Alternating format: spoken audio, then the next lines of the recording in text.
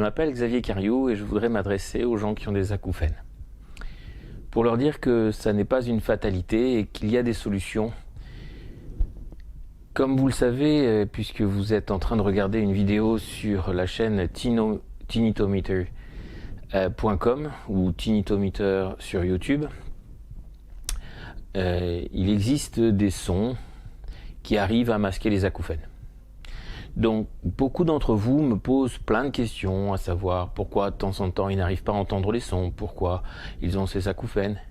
Donc je vais essayer de faire 3 parties. On va d'abord faire la première aujourd'hui et puis je ferai 2 autres vidéos pour essayer d'approfondir un petit peu ce domaine. Donc qu'est-ce qu'un acouphène? Qu'est-ce que vous entendez? Pourquoi vous l'entendez? Voilà la première question sur laquelle on va s'arrêter. Alors un acouphène, en fait, c'est une sensation qu'on pourrait appeler auditive parce qu'elle est sur l'aire auditive, l'aire du cerveau qu'on appelle l'aire auditive. Vous connaissez avec les yeux un phénomène totalement similaire. Quand vous vous frottez les yeux intensément, vous voyez un cercle blanc ou un kaléidoscope. Mais il n'y a pas eu de kaléidoscope, il n'y a pas eu d'image. Il n'y a pas de cercle blanc dans le ciel, ni autour de vous. Et pourtant, vous voyez un cercle blanc. Donc, le fait d'avoir frotté votre œil a engendré une excitation de la rétine. La rétine sont des cellules visuelles qui envoient les informations au cerveau. Et le cerveau, lui, pense qu'il s'agit d'un cercle blanc. Mais il n'y a pas plus de cercle blanc qu'il n'y a d'étoiles ou d'autres choses, c'est uniquement cérébral. Donc, pour l'acouphène, c'est exactement le même phénomène. La cellule auditive est excitée. Alors, on en parlera tout à l'heure, les raisons pour lesquelles les cellules peuvent être émettrices alors qu'il n'y a pas de son, mais la cellule peut émettre un influx nerveux, ou quelques cellules peuvent émettre un influx nerveux, et à ce moment, vous avez l'impression d'entendre un son dans votre cerveau, ou dans votre oreille d'ailleurs, ou même à l'extérieur.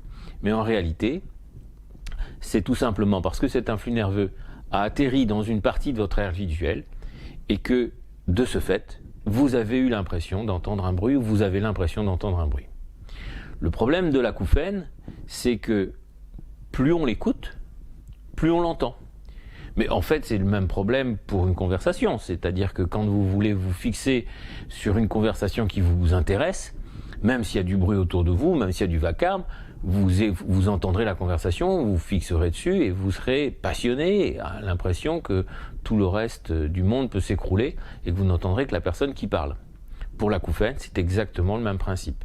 Votre cerveau est capable de générer une amplification naturelle et vous fait croire que vous entendez encore plus fort l'acouphène. Et souvent, vous avez l'impression de devenir fou. Mais ce n'est pas du tout de la folie, c'est juste de la concentration. Vous vous concentrez sur un phénomène auditif, vous le percevez, vous l'écoutez encore plus, et il devient omniprésent. Donc, vous avez compris, l'acouphène, il s'agit d'une émission d'une cellule nerveuse. Mais pourquoi vous pouvez l'entendre alors que votre voisin ou moi-même, nous ne l'avons pas? En réalité, et ça c'est très important, dans 94% des cas, donc c'est pas rien, 94% des cas dans le monde entier, les études ont été faites à l'échelon mondial, donc dans 94% des cas, l'acouphène est associé à une perte auditive. Alors souvent l'acouphénique, c'est comme ça que vous vous appelez, hein, donc souvent les acouphéniques pensent que l'acouphène engendre la perte auditive. Mais c'est totalement faux, c'est absolument l'inverse. C'est-à-dire que c'est parce que vous avez une perte auditive que vous entendez l'acouphène. Alors, vous n'êtes pas sourd, ou pas forcément, mais vous avez une perte auditive à l'endroit où vous avez l'acouphène. Je vais vous en faire une démonstration très simple. Quand votre acouphène est arrivé, il était très léger. Vous ne l'entendiez pas toujours. Dès qu'il y avait une petite source sonore, qu'il y avait la télévision, une radio, ou même le bruissement de la voiture, ça suffisait à couvrir votre acouphène. Et puis votre acouphène s'est accentué. Et vous vous êtes dit, c'est parce que j'ai un problème dans ma tête, ça va pas, etc. Et en réalité, c'est que votre perte auditive, à l'endroit où vous avez l'acouphène, était en train de s'aggraver. Et vous avez pensé que vous vous rendiez bien compte que l'acouphène vous faisait moins bien entendre. Et vous pensiez, tout naturellement, que c'était la perte auditive qui engendrait l'acouphène qui engendrait la perte auditive, alors que donc c'était l'inverse. En réalité, l'oreille est capable d'entendre le silence. Alors qu'est-ce que c'est que le silence? En ce moment, autour de nous, il y a très peu de bruit, il y a environ 30 décibels de bruit, de bruissement. Alors ça peut être le vent, ça peut être des petites choses, le bruissement des transformateurs, enfin 30 décibels, c'est pas grand-chose. Si vous allez dans le désert, vous tombez autour de, sans vent, vous tombez autour de 20 à 25 décibels.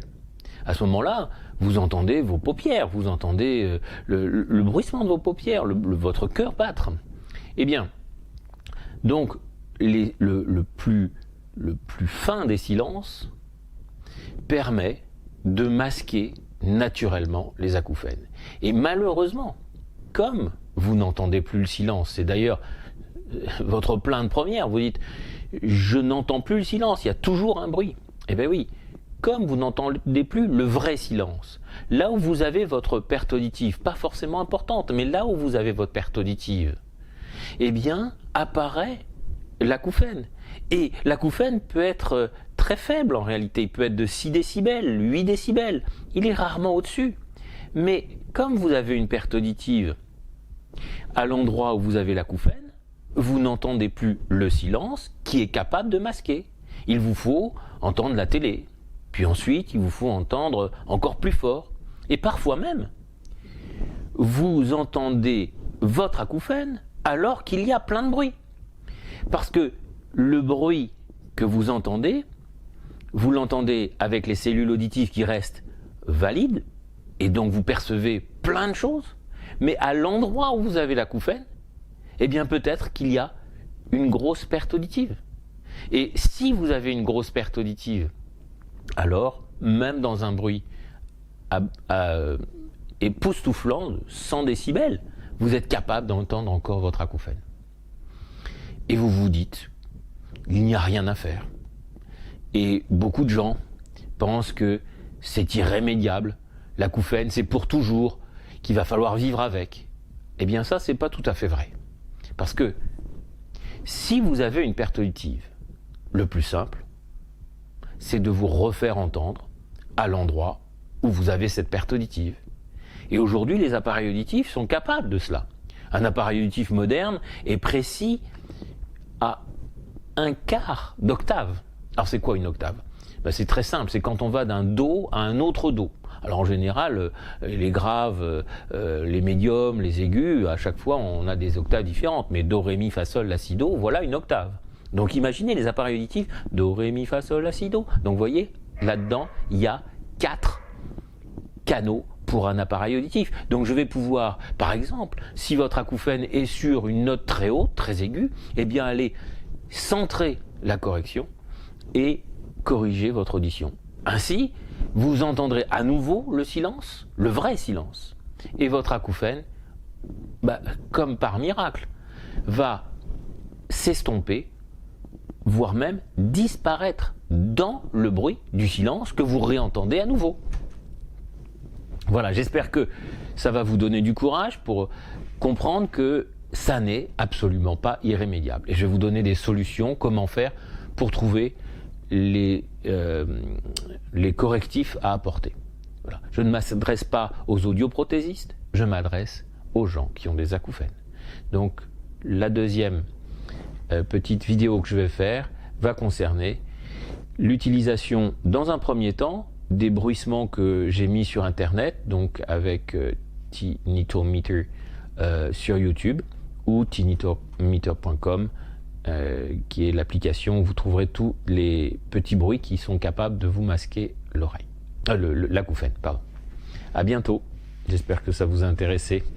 Si vous avez aimé, n'oubliez pas de liker. Au revoir.